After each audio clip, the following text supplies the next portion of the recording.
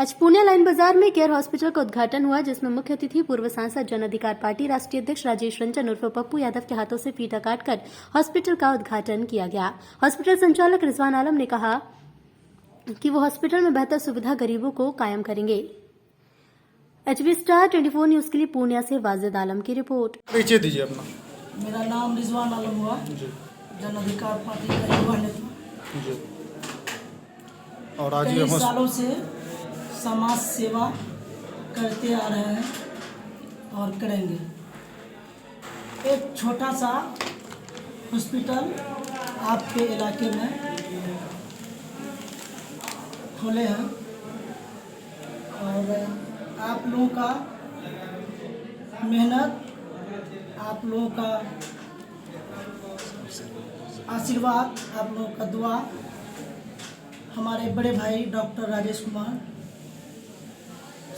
Medical college सदर hospital Purnia के प्रभारी हैं, जो एकमात्र बिहार सीमांचल के ऐसा फिजिशियन है जो गरीबों के एक मसीहा कहा जाता है। लाइन बाजार मेडिकल हब कहलाता है। ऐसे स्थिति में आप अपने को कैसे सर्वाइव करेंगे? आपका हॉस्पिटल कैसे सर्वाइव करेगा? जी, अपने हॉस्पिटल में ज़्यादा से ज़्यादा गरीबों का मदद किया जाएगा और कोशिश ये रहेगी ज़्यादा पेशेंट का पैसा खर्च नहीं हो, कम बेस पैसे में पेशेंट का जान बच जाए और अपना पैसा वापस घर लेके जाए। पेशेंट को क्या क्या सुविधा हॉस्पिटल में उपलब्ध कराएंगे आप?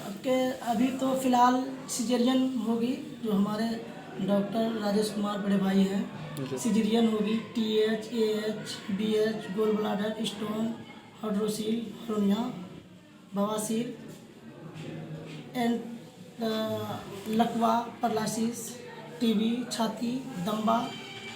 एकमात्र फिजिशियन जिसका नाम आप लोग सुने ही हैं, doctor Rajesh Kumar. Doctor Rajesh Kumar Paswan, physician and surgeon. हमारे यहाँ अल्ट्रासाउंड, पैथोलॉजी, मेडिसिन, सारा चीज़ 24 घंटा की सुविधा उपलब्ध है।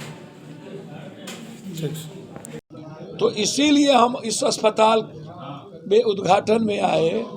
हमको हमारे अल्पसंख्यक अध्यक्ष डब्लू से लेकर के यहाँ सारे लोग चढ़ गए कि भाई आप उद्घाटन। हम आज भी नहीं आ रहे थे, कल हम बेतिया में थे मंत्री के आतंक के खिलाफ। फिर पता चला लाठीचार्ज हो गई स्टूडेंट पर पटना, तो हम भागे भागे बेतिया से पटना गए। अब कहाँ बेतिया, कहाँ पटना, कहाँ पूर्णिया, और अभी जा रहे हैं मधेपुरा जहाँ मर्डर हो गई, कल मुखिया को मार दिया। अब फिर हमको जाना है अभी नालंदा कर नगर नौसा में एक दीपक नाम के लड़के को शराब माफिया ने मार दिया। तो हमको कोई शौक नहीं है ऐसी चीज़ों को उद्घाटन करने का, लेकिन इस लड़के में जो जज्बात हमने देखी, जो जिद, मेरे प्रति इनकी कंप्लीट निष्ठा, मैं इनसे उम्मीद करता हूं कि पूर्णिया में जहां पटना के बाद सबसे ज़्यादा यह कहा जाता है कि मेडिकल और सिरिंज अरेंज सबसे ज़्यादा एक्सप्लॉयटेशन पूर्णिया में है, ये दुनिया कहती है। हम कह रहे हैं कि नहीं, अभी मैं नहीं बोलूँ, लेकिन ये दुनिया कह रही है। हम इनसे उम्मीद करेंगे कि पूर्णिया के 14 लाख 20 लाख जनता के लिए आप उम्मीद बने, आप विश्वास पैदा हो। इसीलिए पप्पू यादव इस अस्पताल का उद्घाटन करने आया। मैं इनकी पूरी टीम को, खास तौर पर डॉक्टर साहब, जो जितने डॉक्टर हैं, एक बेस्ट क्वालिटी और क्वांटिटी के साथ, बिना किसी दवाई के और बिना किसी जांच के, शोषण के बगैर, अल्ट्रासाउंड, CT स्कैन, अच्छी व्यवस्था के साथ, MRI के साथ, आप जितना में यह हॉस्पिटल और इस हॉस्पिटल का कर्मचारी सस्टेन करे, उसको देखते हुए आम आदमी पर आप बोझ नहीं बने और आम आदमी आपके साथ जीने की उम्मीद करे।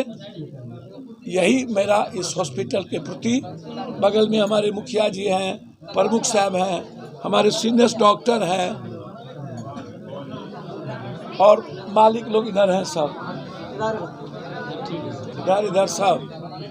तो मैं धन्यवाद दूंगा इन तीनों चारों, क्यों इस सोच के साथ ये बढ़े हैं हम नहीं जानते हैं, लेकिन मैं उम्मीद करूंगा जब तक इसकी जिंदगी हो या हीरो और नायक की तरह लोगों का सेवा और मदद। चलिए के अंडर में उसका पोस्टमार्टम हो।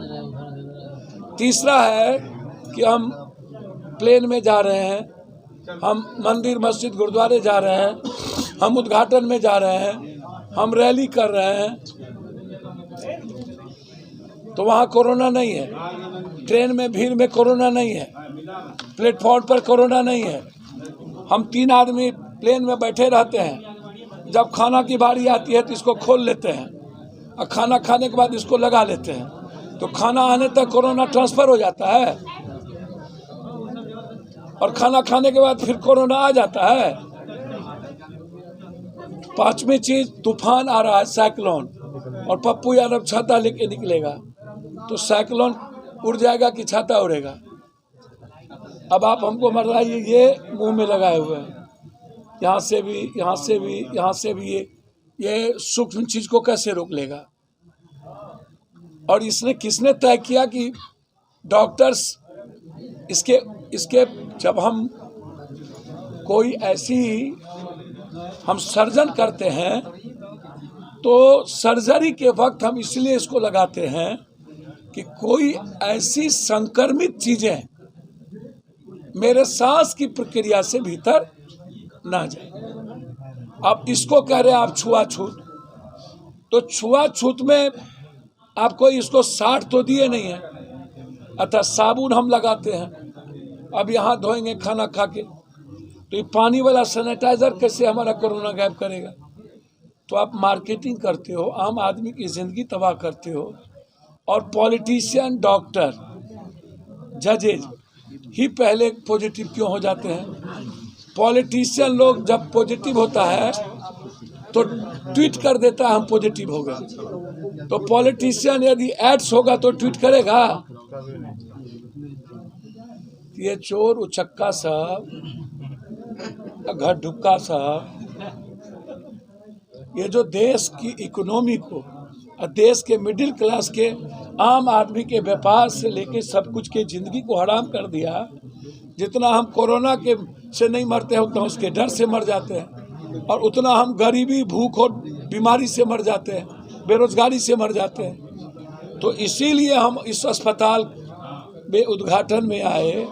हमको हमारे अल्पसंख्यक अध्यक्ष डब्लू से लेकर के यहाँ सारे लोग चढ़ गए कि भाई आप उद्घाटन, हम आज भी नहीं आ रहे थे, कल हम बेतिया में थे मंत्री के आतंक के खिलाफ, फिर पता चला लाठीचार्ज हो गई। स्टूडेंट में ड्रग्स माफियाओं ने ऐसी बीमारियों को परोसा।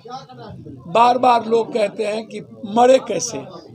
मैं कहता हूं कि कोरोना से मरे, इसका पोस्टमार्टम किसने किया ये तय कौन करेगा? क्या उसके भीतर पहले कोई बीमारी नहीं थी? क्या कोरोना जब आता है तो सारी बीमारियों का ट्रांसफर हो जाता है और बीमारी नहीं रहती है? कैंसर से लेकर के संक्रमण जो सबसे टफ बीमारी होती है, आज जून में कोरोना चला जाएगा या अप्रैल में, तो फिर सारी बीमारियों आ जाएगी और सीट फुल हो जाएगा। जब ये बीमारी आई तो सारी बीमारी गायब हो जाएगी, कोरोना से सीट फुल हो जाएगा। 7 लाख, 12 लाख, 15 लाख रुपया, लड़ाई किस बात की थी? हम जेल क्यों गए थे?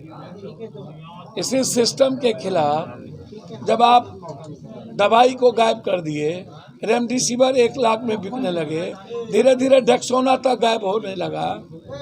ये जो मेडिसिन माफिया है वो तय करता है कि किस बीमारी से हमको कितना कमाना है।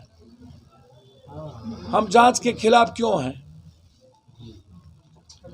जब हमको खांसी होगी, सर्दी होगी, छींक आएगा तो हम पैरासीटामोल ले लेंगे या कोई अच्छी एंटीबायोटिक ले लेंगे या कफ सिरप ले लेंगे जब उससे ज़्यादा फ्लू आएगा तो हम डॉक्टर से सलाह मान लेंगे। तुरंत में जांच जाइएगा। और अगले बार कोरोना का जांच का मानक था 28 से 24 और इस बार आप कर दिए 34 से 38। तो ये जो 34 से 38 कोरोना का मापदंड है, तो कोई भी जांच करने जाएगा, जांच में आप पॉजिटिव कर दीजिए। जांच करता कौन है? जांच का रिपोर्ट देता कौन है? दूसरी चीज, कोरोना पेशेंट जब आता है या कोई अन्य पेशेंट भी आते हैं तो सबसे पहले आप कोरोना का चेक करते हैं और उसको पॉजिटिव कह के डरा देते हैं। बाद में वो किसी और बीमारी से मरता है तो उसको कोरोना कह करके आप लपेट करके दे देते हैं कि आपने कोरोना से मर गया, 7 लाख की बिल हो गई। तो आप सीसीटीवी कैमरा के तहत उसका इलाज करिए और बाहर में उसके परिजन देख लें।